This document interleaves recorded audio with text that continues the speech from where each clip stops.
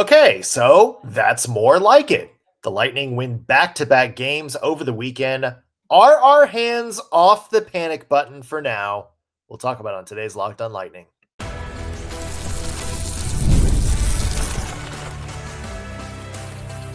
You're Locked On Lightning, your daily podcast on the Tampa Bay Lightning, part of the Locked On Podcast Network.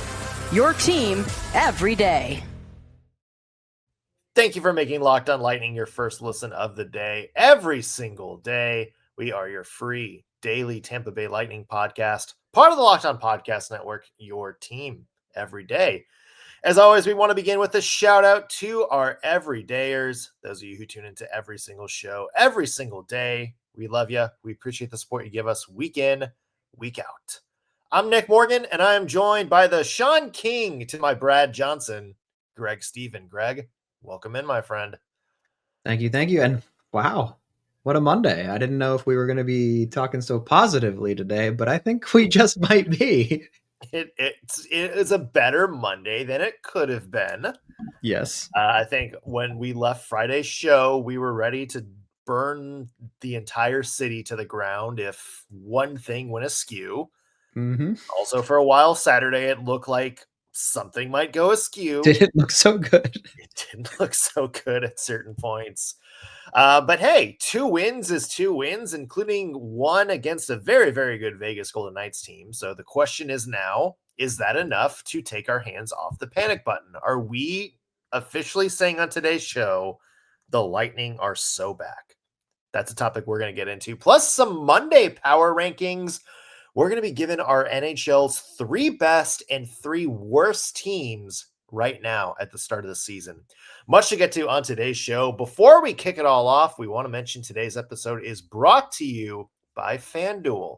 Download the FanDuel app now by visiting FanDuel.com and win $300 in bonus bets if your first $5 bet wins.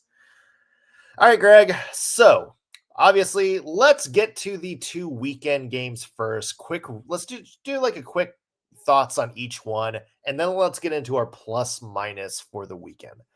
So let's start with the game against Anaheim because a lot happening in this one. Yeah. Obviously started off great for the Tampa Bay Lightning. They go up 3-1 early in the game. Jake Guentzel with a goal. Jake Guentzel with another goal. Anthony Cirelli had one too. So it looks like the Lightning are off to a really good start. And then the third period begins, Greg, and it's what they call on the Great British Bake Off squeaky bum time. Because within the span of a minute, the Ducks came back from a 3-1 deficit to tie it 3-3. It certainly looked like we were going to have another situation where the Lightning somehow snatched defeat from the jaws of victory here. But power play wasn't great this weekend, but it mattered here. Anthony Cirelli gets his second goal of the game to put the Lightning ahead. Another great pass from Nikita Kucherov there. That was the game-winning goal. 4-3 win over the Ducks on Saturday, Greg. Quick thoughts on this game?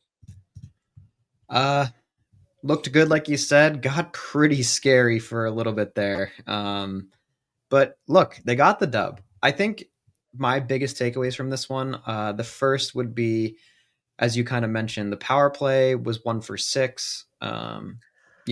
Ideally you convert at least 2 of those, I would imagine, but it didn't matter. Like you said, the power play that really mattered was the game-winning goal. So I'll take it. But the biggest negative for me in this one, 23 giveaways. Yeah. That is incredibly high compared to the Ducks 10, just for everyone else's reference. That's not good. That's like an area that you and I have talked about that this team needs to clean up. And it just doesn't seem like it was trending in the correct direction in this one. But look, a win is a win. So overall positive. And this was the beginning of some good momentum, obviously. Yeah, I think that was the biggest thing for me as momentum is they've had a lot of these situations where they wound up losing the game this season. They finally have one where they sort of battle back through the adversity. And that takes us to Sunday's game, Greg, because I think you had that momentum play in big here. This was, to me, The best all-around performance I think I've seen from the Lightning this year. Yep. In terms of everything, maybe a little bit sloppy at some points and some stuff we'll get to in plus minus, but 2-1 win over the Vegas Golden Knights, back and forth all game. Finally, Nikita Kucherov wins it in overtime. Big weekend for him. We'll talk about that in just 1 second too. But for this one, this was the one I think you and I both had circled on our calendars, Greg, Yeah, because 100%. Vegas was, in our mind, probably one of the 2-3 best teams in the NHL to start the year. Yep. And I think we were looking at it was like, this is the test. Like, this is what's going to determine where the Lightning are right now. And Definitely. I think they came in against a very, very good Golden Knights team. And I thought they really controlled the game for the entirety of the 60 minutes there. And I'm encouraged most, I think, by this result than I was at anything else this weekend. Yeah, completely agree. I mean, just through the first 2 periods, they had 24 shots on goal compared to the Vegas Knights 8, which was not something we've seen from the Lightning, in any of these games thus far. Yeah. And to do that against, I would argue, probably the best team in the league. Incredible performance. And then, they were on their heels a little bit in the third because I think the Knights were in desperation mode. But yeah, overall, incredible game. I think, like you said, best game of the season for them. But again, 17 giveaways. That's not good. 0 for 5 on the power play. So those are clearly 2 areas of the game that we want to look at a little more closely. But beyond that, I mean, even the face-offs look better. Exactly 50% in this game. So, I think, again, great game. Huge win. And I think the momentum from the day before was key to this one for sure. I think if they had lost the day before, this might not have gone the way it did. I think there's probably at least a little bit more nervousness with how they approach this game. But yeah, I mean, sometimes you just need a win. Like, sometimes you just need to see the results go your way in the score column to build that belief. And I think that's what happened a little bit on this one. Greg, let's get into plus minus from the entire weekend. Give me a plus, something you loved about this weekend, and a minus, something you want to see fixed.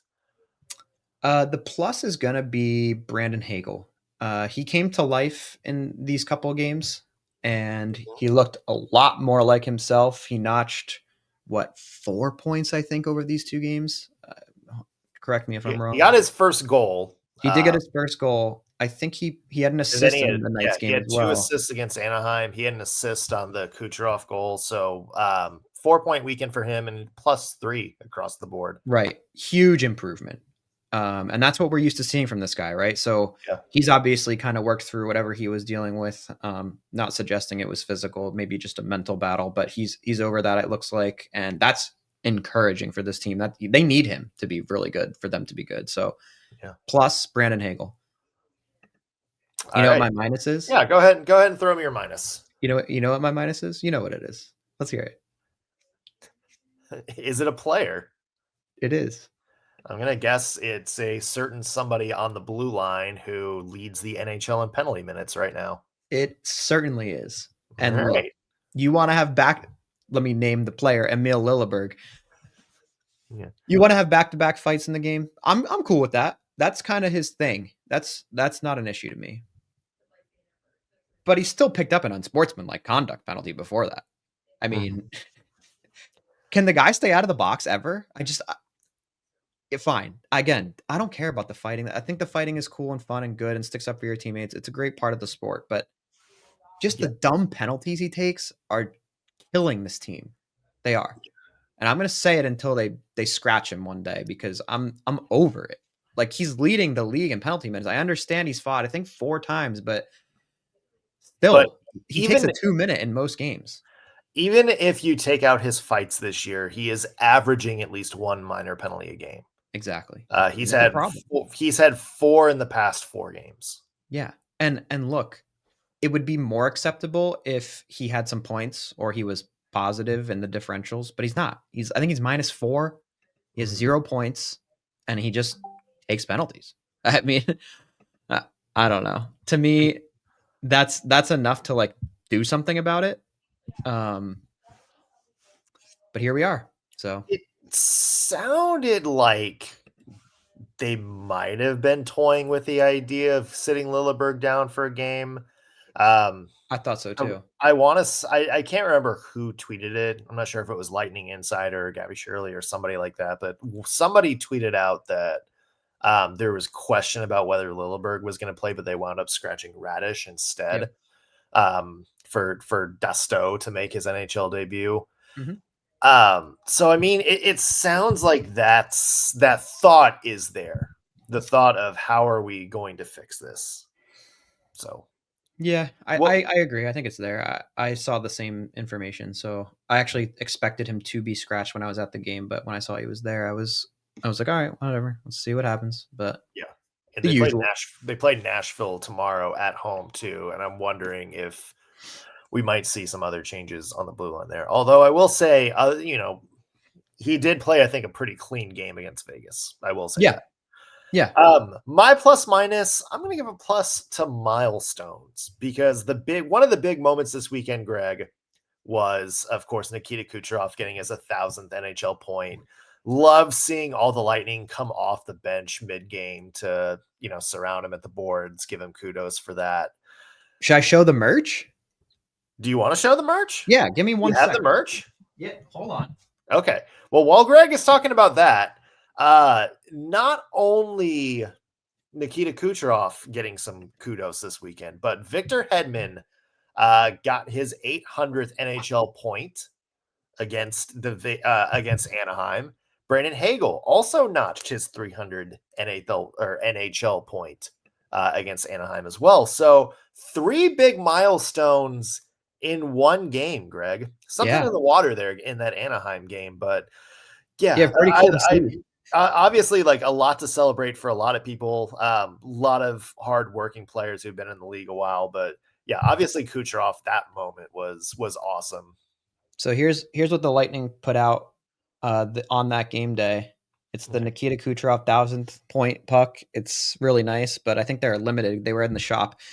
And when he hit it, I was actually in the team shop in Benchmark. So they were putting him out. So I got the first one. So this is it right here. Oh, there you go. Wait, so were you in the shop when he scored his? I was in the shop when he scored, yes. He actually missed his 1,000th. No, I was watching the game on the TV in the shop, but I was like, wow, I can't believe I wasn't actually in my seat. But yeah, I got the warm-up puck from that game too. I know my filter is blocking it, but yeah, there it is. So this was game. If you guys are listening in right now on Spotify or wherever you're listening to your podcast, go ahead and head to our YouTube channel to see Greg with the pucks. But yeah, good moment for Nikita Kucherov. I'm going to get to my minus, Greg. Yeah. And it is power play. What is going on with the power play right now? 1-11 this weekend. And obviously you're going up against a couple of good penalty killing units, but God, this power play has been the bread and butter of Tampa Bay's success for so long. You have so many great offensive players, Nikita Kucherov, obviously, Braden Point having a big year. Anthony Cirelli, we know, has been a good person on that unit. Victor Hedman, one of the best offensive defensemen, of our generation. And they can't get anything going this season, it feels like. And especially bad the past couple of games. I know they had some good chances, I think, but somebody's got to finish some of these chances on the power play, Greg. Yeah, absolutely. I think a lot of it is they're trying to figure out like a little new kind of style and system. Sometimes you can see it.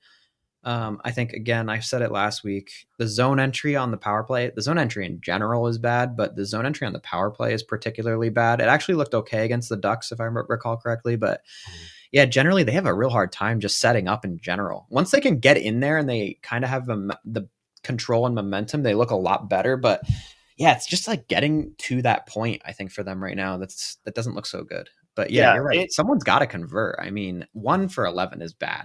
That's got to be better, especially for a team with the guys you listed. I mean, there's really no excuse. Yeah, to your point, they win that first face-off in the offensive zone and are able to set up. They look really strong, a lot of good chances. But to your point, all it takes is one good clear, and it feels like the Lightning have trouble getting going after that. Right.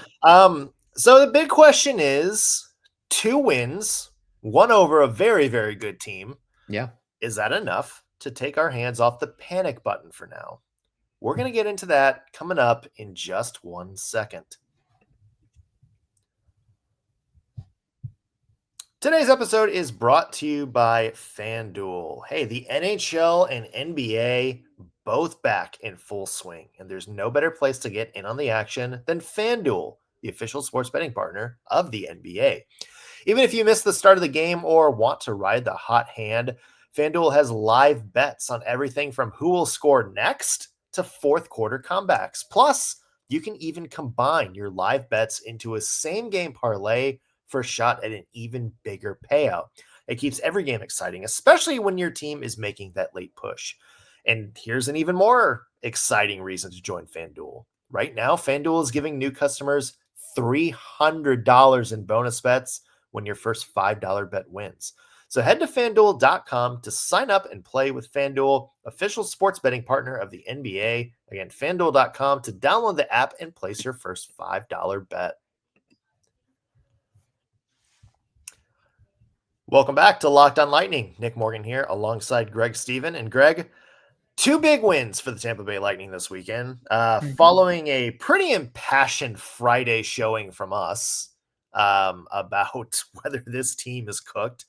Obviously, it was the worst 7-game start in franchise history. So now that you've seen them play this weekend, now that you've seen them have back-to-back wins, one of them over a great Vegas team. Yep. Where is your hand in relation to that panic button? I'm going to say much further away now. I think seeing Hagel come to life was very encouraging for me personally. I think that was one of the strangest parts of the beginning of the season is how slow he was starting out. I don't think they're like necessarily out of the woods. I think they need to maintain this momentum, and they're home again, right? On Tuesday. They are home against Steven look, Stamkos. You're staying home. You're playing a pretty mediocre squad. I think you want to pick up another dub here, keep that momentum going. And look, these 4 points they just picked up are massive, right? Like they're not terribly far behind anyone necessarily in the division right now, I would argue. All it takes is the first one 3 weeks of the season. So right, yeah. And as someone said in the comments, and I've always known this too, but it's 82 games, right? So it's not like they're dead right now. And yes, these 2 games are huge. My hand is pretty far from the button right now. I will say that Kuch is up to 8 points now, and he's still -8. It hasn't gotten worse. Hasn't gotten worse. I mean, Pointer is -10. That's gotten worse. So I'd like to see the defensive side of things still be cleaned up a lot more from the offense and the defense. But yeah, I think right now we're good. I think they look fine. It looks like they've kind of regained their composure. They're not in panic mode, it looks like, visually anymore, especially after seeing them dominate for 2 periods against Vegas. Like, we now see they are a good team.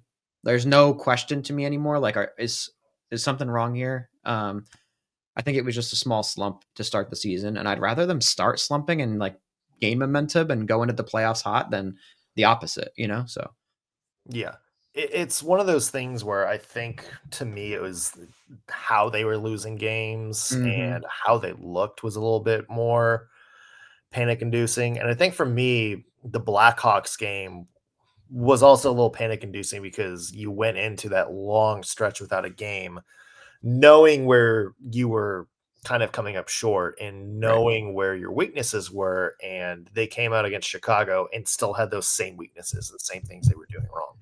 So that to me, I think why we entered Friday's show with a little bit more like what's going on. Why is this getting fixed? There's still a lot of things that need to be fixed. Agreed.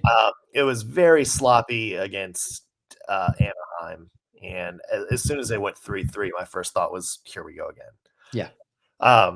I want to say their ability to win that game, despite blowing the lead again. I think maybe that is the mindset shift they needed. Yeah. Lightning Insider had a really good, kind of opening line to this article from the weekend. It was like, adversity sucks unless you're the team that's able to come out of the other side even better. Mm-hmm. I think if you're the Tampa Bay Lightning, that game in particular, you faced adversity, you had a lot of turnovers, you weren't playing particularly clean. The ability to sort of lose the lead again, but this time come out with a different result, I think that did wonders. And I think if you're the Tampa Bay Lightning as a whole for this season, you look at these two games and you think about the slow start. If you're able to kind of get through this and build some momentum, and they have, I'm not going to say an easy schedule coming up, but there's some games here, like Nashville, in the next week or so that are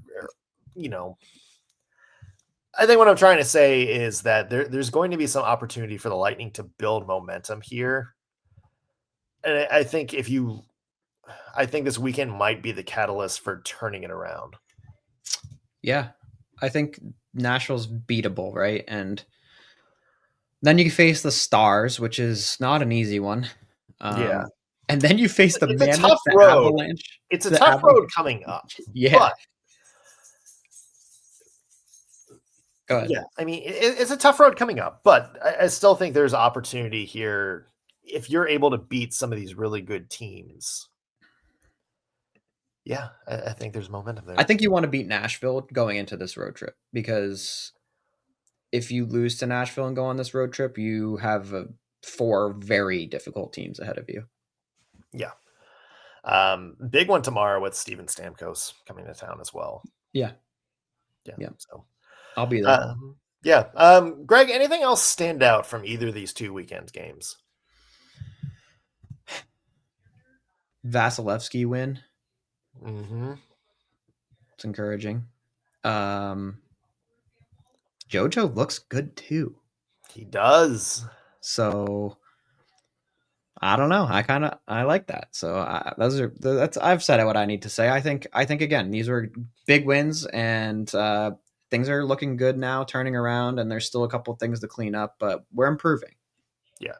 The other person I'll shout out is Dominic James, who I think had another really good, pair of games this weekend. It looked particularly good. He was out there with Vegas's big 2 lines at certain points during the game yesterday, and I think he stood up to the test and looked really good.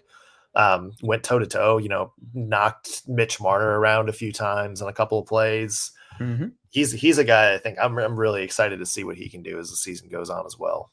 Yep, he's like Gage was for me last year. Yeah, I'm not necessarily saying same offensive upside, but yeah, I think I'm excited to see what he can do a little bit further on. Yep. Let's get to some NHL power rankings. We're going to talk about our 3 best and 3 worst teams to start the year in just 1 second when we get back. Today's episode is brought to you by Game Time. Hockey season is officially here, and nothing beats being in the arena for those opening games. But let's be real, getting tickets can be a total headache sometimes. Between waiting in queue, surprise fees, and prices that jump right before checkout, it's easy to get frustrated when all you want to do is cheer on your team. That's where Game Time comes in. It's an app that gives fans the advantage. It's the ultimate hack for scoring amazing NHL tickets fast, easy, and stress-free. It's not just hockey games either. Basketball, football, concerts, comedy shows, theater, whatever you want, Game Time has deals for you. A couple weeks ago, I wanted to go to a football game here in my hometown of Cincinnati. First thing I did was check Game Time, and within seconds, I could see the best deals available. It lists deals in terms of value, so you can scroll and see which seats have the best deals. I could see my exact views of the seats from the seats I wanted to check out, and so there's no guessing. I didn't wind up behind a pole or anything like that. And the best thing is these zone deals. All you have to do is pick a section you want to sit in, and Game Time picks your seats for you based on the best value, leading you to save big. You can even find some NHL tickets for under $20 on there. So take the guesswork out of buying tickets with Game Time. Download the Game Time app, create an account, and use code LOCKEDONNHL for $20 off your first purchase. Terms apply. Again, code LOCKEDONNHL for $20 off. Swipe, tap, ticket, go. We're back on Locked On Lightning. Nick Morgan here alongside Greg Steven. All right, Greg, let's get to some NHL power rankings. We're going to be talking about today our 3 best teams and our 3 worst teams to start the year. Should we start top or bottom? Top. Okay. Greg, give me your 3 best teams to start the year. Am I ranking these based on what I think their roster will be? Like how good their roster is? Like not necessarily standings, but in terms of, how they've looked versus how you think they're going to be. Okay. I think number 1 is the Utah Mammoth. Let's go. Unbelievable. They are on a 7-game win streak. I think I saw something that said they haven't lost a single game since revealing their mascot. Husky. Yeah. So cool. Especially with like a new, brand, if you will. Just look, it's so fun to watch. And I love Sergachev. Mm-hmm. Right. So yeah, just that whole team, they look so good. I've been watching a lot of their games because they're just fun to watch too. A bunch of young guys, probably weren't really expected to be better than most of the teams they're better than right now. Right. So yeah, number 1 Mammoth for me. Who's number 1 for you? I'm going to go the Colorado Avalanche on this one. Okay. And I think a big thing for the Avs this year is that they're finally getting some good goaltending. Mackenzie Blackwood has been pretty solid in net. Mm-hmm. Obviously, I think having Gabe Landeskog come back for his first full season in a while has been, a good little, I think, morale boost from the team, even though he hasn't played particularly excellent or anything like that. But, Nathan McKinnon off to a fast start as usual. Kel McCarr off to a fast start as usual. You have Marty Nietzsche's, coming over from Carolina in that Rantanen trade, who looks solid. This, to me, I think right now is the most complete team, I think, in the NHL from top to bottom. Wow. So yeah, I have the Avalanche number 1. I have the Mammoth number 2, Greg. Okay. Because I'm with you. This team is on a different dimension right now. And one guy that you hadn't shouted out yet is Nick Schmaltz, who is somehow the NHL's leader in points. Yeah. After the first 3 weeks of the season. Yeah. Truly unbelievable, really. Like 3 weeks in, too. Not like a couple games anymore, Yeah. Okay, so who do you have number 2? I'm going to give some love to the Habs. I think I underestimated how good they were going to be. Mm-hmm. I don't think they've played a particularly large amount of difficult opponents quite yet, but overall they look really good. 7 wins. They're playing well at home. They're 3-1. They're playing well away. They're 4-2. They're +6. They're just stacked.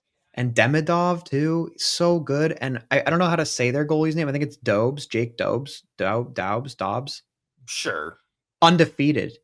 Dude's 5-0, stopping everything. Mm-hmm. I mean, I even picked him up in fantasy, and he carried me this week. I mean, he's so good. He's a great goalie. And honestly, that was one of the areas I thought people were overlooking with the Habs, that goaltending was going to be a problem, and he just shut me right up. I think they look real good, and it's making me regret ranking them so lowly on my predictions. On your board. Hey, there's still time to come back and pay a little love to them.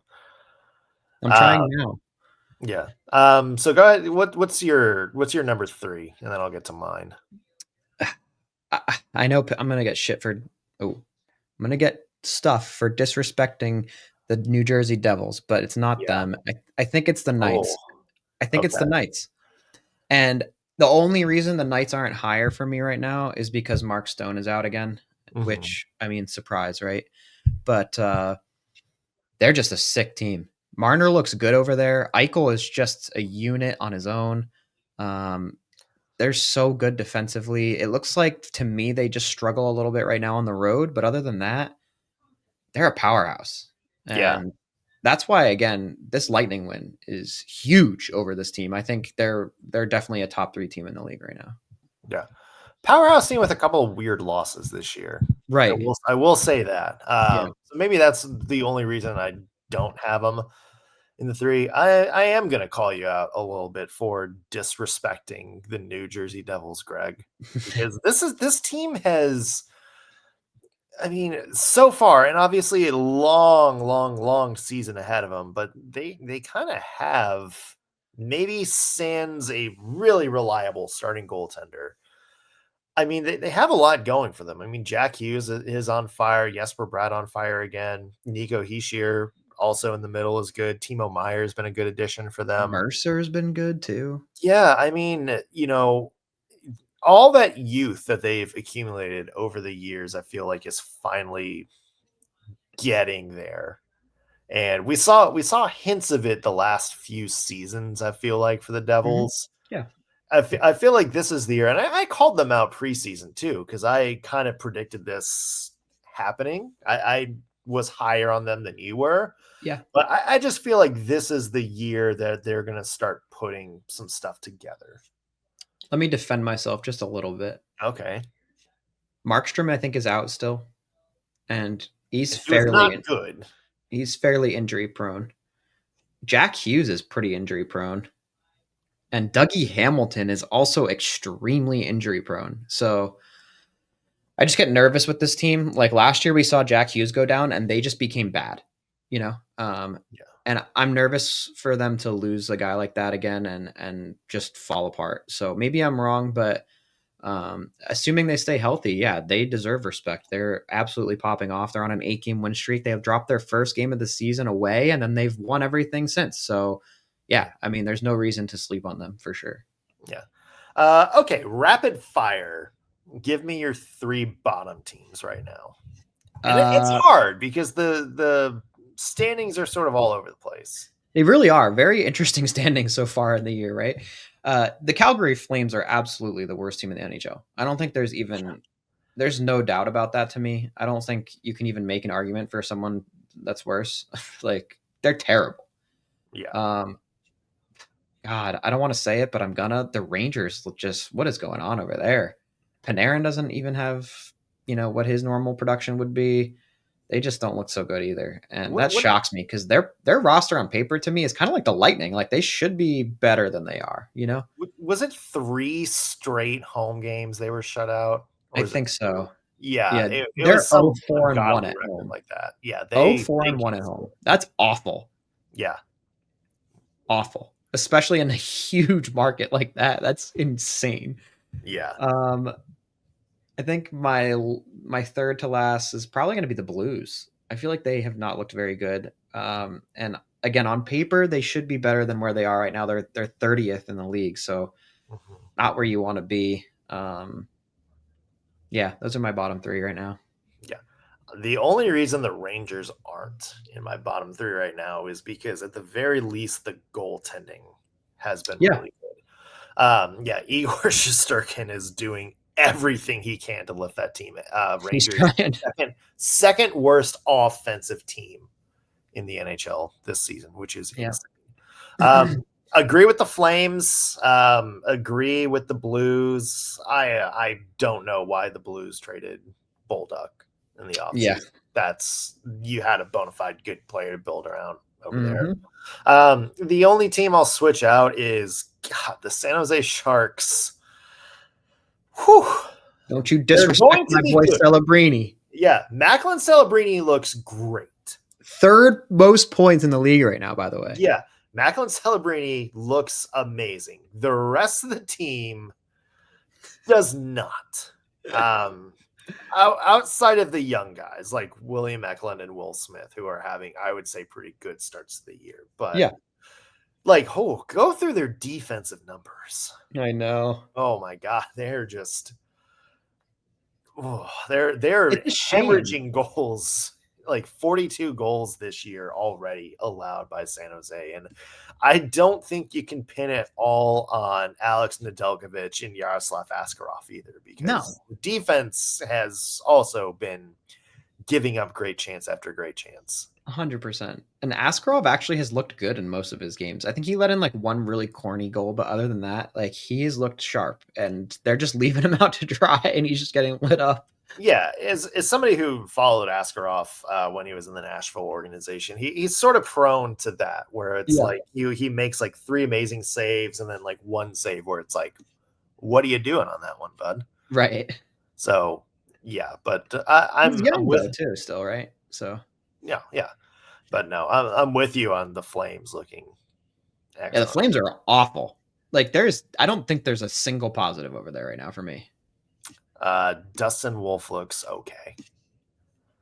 And he'll never look good as long as that roster is the same in front of him. Yeah. It's just how it goes. Hard to argue with that, for sure. Yeah. Hey, if you're listening on YouTube or following us on your favorite podcasting platform, drop us a line on who you think are the 3 best and 3 worst NHL teams this year.